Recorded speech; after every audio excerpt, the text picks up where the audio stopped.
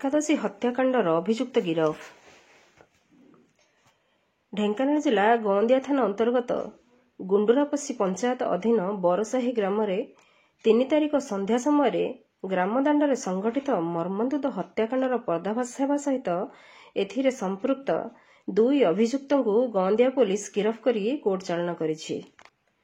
ପୋଲିସଠାରୁ ପ୍ରକାଶ, ଉକ୍ତ ଗ୍ରାମର ଅଭିଯୁକ୍ତ ସନାତନ ପାତ୍ର ସଇଁଆ 42 ବର୍ଷ, ଗ୍ରାମରେ ସୁଧିଆ ଭାବରେ ଟଙ୍କା କାରବାର କରେ।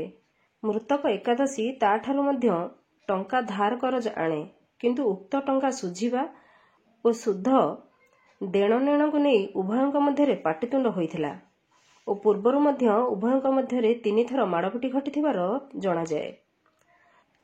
ଉକ୍ତ ଗ୍ରାମରେ ଅଷ୍ଟପ୍ରହରୀ ପାଇଁ ଗ୍ରାମବାସୀମାନେ ଗ୍ରାମ ପାଖ ନାଳକୁ ପାଣି ପାଇଁ କଳସୀ ଶୋଭାଯାତ୍ରାରେ ଯାଉଥିବା ସମୟରେ ଆଗରୁ ପ୍ରସ୍ତୁତ ହୋଇ ରହିଥିବା ଅଭିଯୁକ୍ତ ସଭା ଶେଷରେ ଆସୁଥିବା ଏକାଦଶୀକୁ ଏକ ଟାଙ୍ଗିଆରେ ତା ମୁଣ୍ଡକୁ ଆଘାତ କରିଥିଲା ଓ ସେ ତଳେ ପଡ଼ିଯିବାରୁ ଉକ୍ତ ଟାଙ୍ଗିଆରେ ତାକୁ ଆଘାତ କରିଥିଲା ଏବଂ ସେଥିରେ ତାର ପୁତୁରା ସଦର ଥାନା ଅନ୍ତର୍ଗତ ଗୋବିନ୍ଦପୁର ଗ୍ରାମର ଭିକାରୀ ଦାସଙ୍କ ପୁଅ ରାଜୁ ରାଜକିଶୋର ଦାସ ବୟସ 33 ବର୍ଷ ସହଯୋଗ କରିଥିଲା।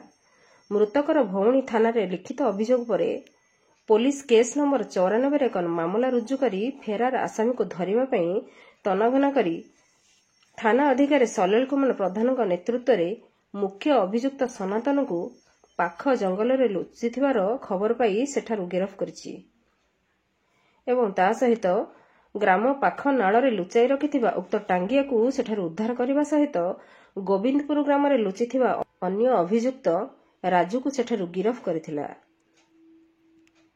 ଢେଙ୍କାନାଳରୁ ସୌମ୍ୟରଞ୍ଜନ ମହାନ୍ତିଙ୍କ ରିପୋର୍ଟ, ନାଗରାଜ ନ୍ୟୁଜ।